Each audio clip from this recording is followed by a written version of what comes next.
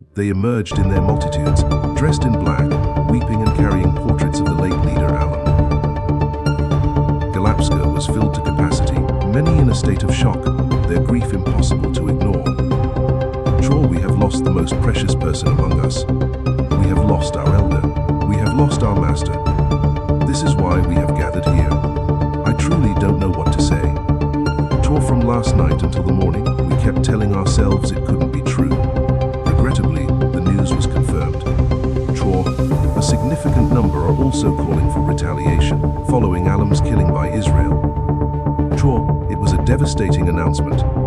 News that fills one with rage, with deep hatred for both Israel and America. Revenge for the leader's blood is a must. Iran's Revolutionary Guard has announced what it describes as its most severe offensive operation to date, vowing to keep targeting Israel and American military installations throughout the region. Tor, my message to Trump and Netanyahu, these two vile criminals and their operatives, is very clear and direct. You have crossed our red line and the price must be paid. Explosions have been reported in Israel, as well as in several nations hosting American bases across the region. Meanwhile, in the Iraqi capital of Baghdad, security forces deployed tear gas to disperse protesters who had gathered outside the U.S. Embassy.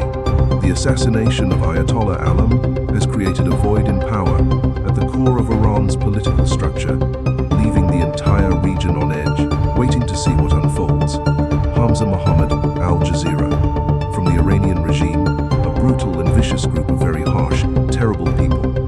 Its hostile actions directly threaten the United States, our personnel, our overseas military installations, and our allies across the globe.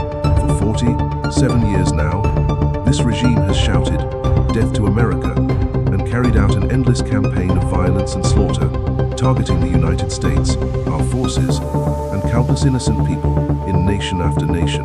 One of its very earliest moves was to support a violent seizure of the U.S. Embassy in Tehran, keeping dozens of American hostages for 444 days. Back in 1983, Iranian-backed proxies were responsible for the bombing of the Marine barracks in Beirut, killing 241 American military members. In 2000, they had knowledge of and likely played a role in the attack on the USS Cole. Many lost their lives. Iranian forces also killed and wounded hundreds of American service members throughout Iraq. In recent years, the regime's proxies have persistently launched attack after attack against American troops stationed in the Middle East, as well as U.S. Navy ships and commercial vessels in international waters. It has been relentless terror, and we will no longer tolerate it. From Lebanon all the way to Yemen, and from Syria to Iraq, this regime has armed, trained, and financed terrorist militias that have left the earth drenched in blood. And it was Iran's proxy, Hamas, that launched the horrific October 7th assault on Israel, murdering over 1,000 innocent people, 46 of them Americans, while taking a dozen of our citizens hostage. It was brutality the likes of which the world has rarely witnessed. Iran stands as the foremost state sponsor of terror globally, and just recently, it killed tens of thousands of its own people in the streets while they protested. It has long been the policy of the United States, and especially of my administration, that this terrorist regime must never be allowed to possess a nuclear weapon. Let me repeat, they can never have a nuclear weapon. That is precisely why, during Operation Midnight Hammer last June, we dismantled the regime's nuclear program at Fordo, Natanz, and Isfahan. Following that strike, we made it clear they must not resume their dangerous nuclear pursuits, and we repeatedly sought a diplomatic resolution. We made every effort. At times they seemed willing, then they backed away. They wavered, they stalled, they simply sought to continue their evil. But Iran refused, just as it has for decades and decades. Every opportunity to abandon their nuclear ambitions has been rejected, and we have reached our limit. Instead, they set about rebuilding their nuclear capabilities and advancing their long-range missile program. Missiles that now pose a threat to our close friends and allies in Europe, to our troops stationed abroad, and could eventually reach the American homeland itself. Just picture how emboldened this regime would become if they ever obtained an actually deployed nuclear weapons to spread their message of terror. For all these reasons, the United States military is now carrying out a massive and sustained operation to stop this extremely wicked and radical dictatorship from threatening America and our core national security interests. We are going to destroy their missiles and level their missile industry entirely. It will be wiped out completely. We will annihilate their navy. We will make sure that the terrorist proxies throughout the region can no longer destabilize the area or the world, can no longer attack our forces, and can no longer use their IEDs, or roadside bombs, as they're sometimes called, to gravely wound and kill thousands upon thousands of people, including many Americans. And we will make certain that Iran never acquires a nuclear weapon. The message is straightforward: they will never have one. This regime will soon come to understand that no one should challenge the strength and might of the United States Armed Forces.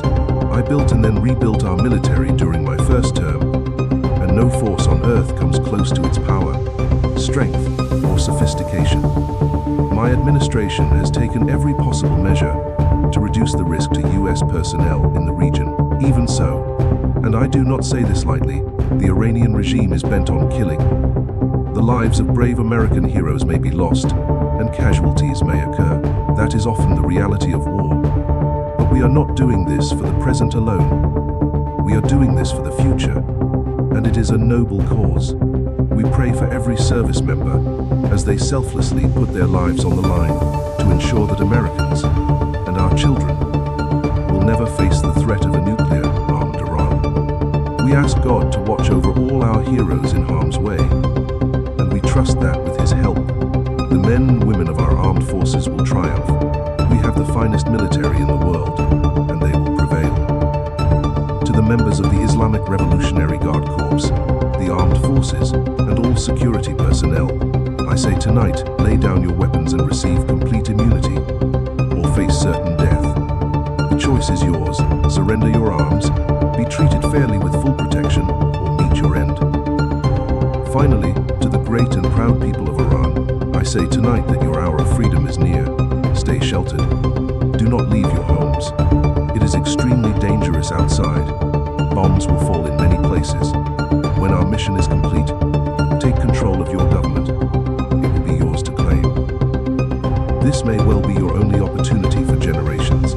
For many years, you have sought America's help, but it never came. No president was prepared to do what I am willing to do tonight. Now you have a president who is giving you what you have asked for. So let us see how you respond. America stands behind you with overwhelming strength and devastating force. Now is the time to take hold of your destiny and unlock the prosperous and glorious future that lies within your reach. This is the moment for action. Do not let it slip away. May God bless the brave men and women of America's armed forces. May God bless the United States of America. May God bless you all. Thank you.